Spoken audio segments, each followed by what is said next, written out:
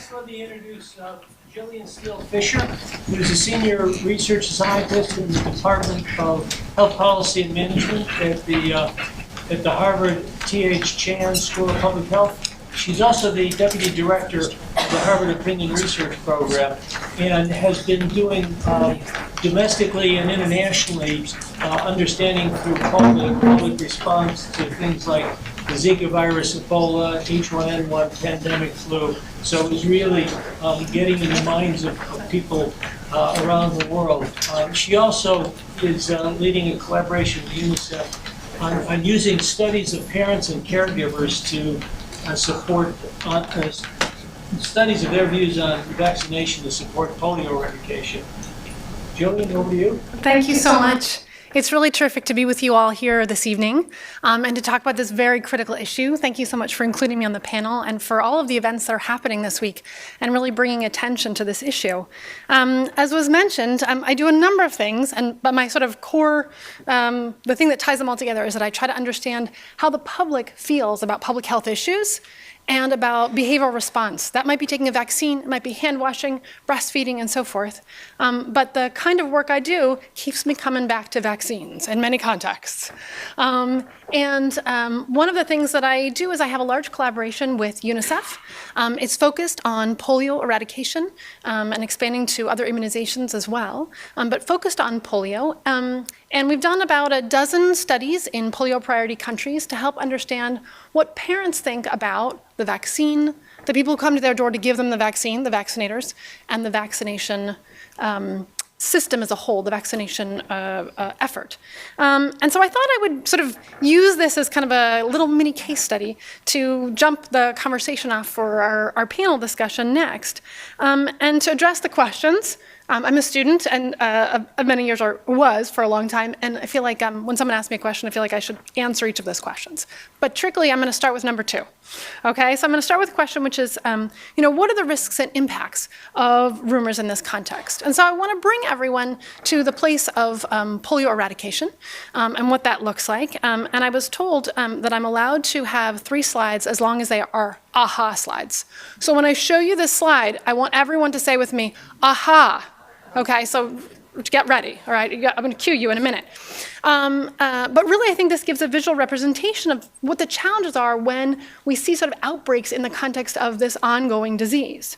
Okay, so for anyone who doesn't know, and I feel like I'm now talking to no one in the first 2 rows at all, maybe some people in the middle, maybe 2 people in the back, I'm not sure. But polio is eradicated largely by oral polio vaccine and injectable vaccine, but it requires a level of acceptance that is really tremendous because oral polio vaccine must be accepted multiple times a year.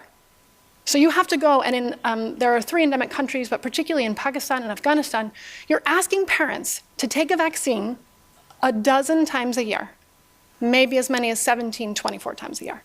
So this isn't just like, okay, once in a while. This is every month that come to your door. They're asking you over and over again. So you need serious vaccine commitment, okay? So what we can see is let's think about what rumors mean in this context. And here's where I want you all to say, aha, okay? You ready? Here we go. Aha. Perfect. Okay, so let's look at global polio cases. Now, this is an amazing public health venture where we see the number of cases since 1988 has dropped by virtue of vaccine from 350,000 all the way to, in 2000, less than 1,000 cases.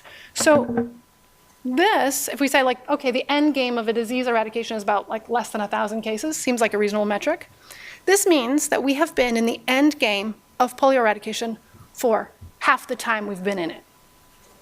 Okay, so what this is going on at this end is actually the tail end of polio just dragging out and dragging out. And it looks like a straight line, but it's a little bunch of bubbles, little bunch of dips, and those are little surges, little outbreaks. And so the vaccine is really important in that context, but what's helping drive those outbreaks is what we're here to talk about, is rumors. So this is a driving force, and we all think about an example that happened in Nigeria in the early part of the 2000s, where a rumor was a piece of the driving source for that outbreak, and the rumor was around the fact that the vaccine had been brought to sterilize Muslim children. It was part of a larger sort of political socio-political movement against the vaccine, but involved a ban with a large part around that rumor. This is just one of the examples of how difficult it is to stamp out and where rumors play a role and how we think about this.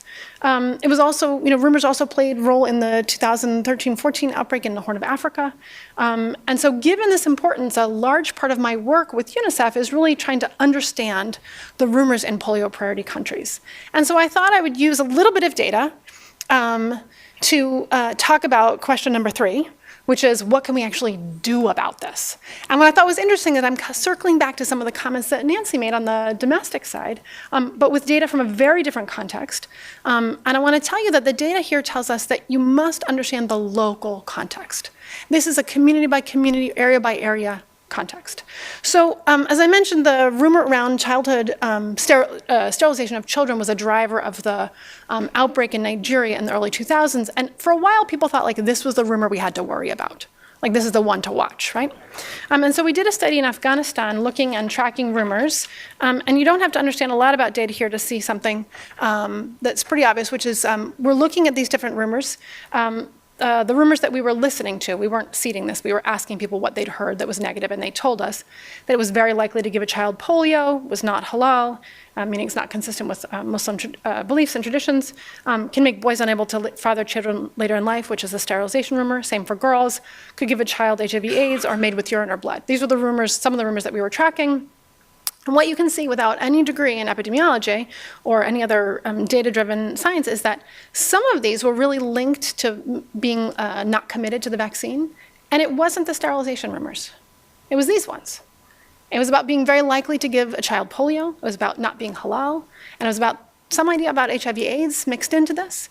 And when we sort of uncovered it, these were really the driving concerns of the community. And so if we'd sort of just said, okay, well, this is the rumor to watch, we really would have been off base. Another thing that I think, as soon as people say, okay, well, how are we going to combat this? People say, like, we've got to build trust. We have to build trust. And for me, in a scientific environment, there's a lot of epidemiologists, physicians, and they are really compelled by facts. And so when they say, like, let's build trust, let's give people facts, let's tell them the vaccine is safe, let's tell them how many lives it saves. Okay? And it turns out that trust is not built with facts. So I'm going to take this evidence to show you when we actually asked people about trust in the vaccinators, we broke down trust to its composite parts.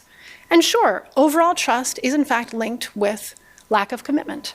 But when we looked at the other kinds of trust, we broke it down, we said, okay, well, one part of trust is believing the vaccinator cares about your child. Another is sort of being respectful. Another is the knowledge of the vaccinator. Like how many facts does that vaccinator bring to you? And again, you don't have to be a scientist in this. You can see the big bars, right? They're around overall trust and caring about your child. And so what we did was actually in the polio vaccination program, this became the backbone and the critical element of the Afghanistan and Pakistan's strategies and also the global eradication strategy, where we really think about how do we change that? How do we bring a trusted person to the door? And how do we engender that trust going forward? Because trust is it's like a house of cards. Really easy to tipple down, really hard to bring up, and it starts from the bottom. So these are kind of the lessons, and I hope this can be kind of a jumping off point for our next discussion. Thank you.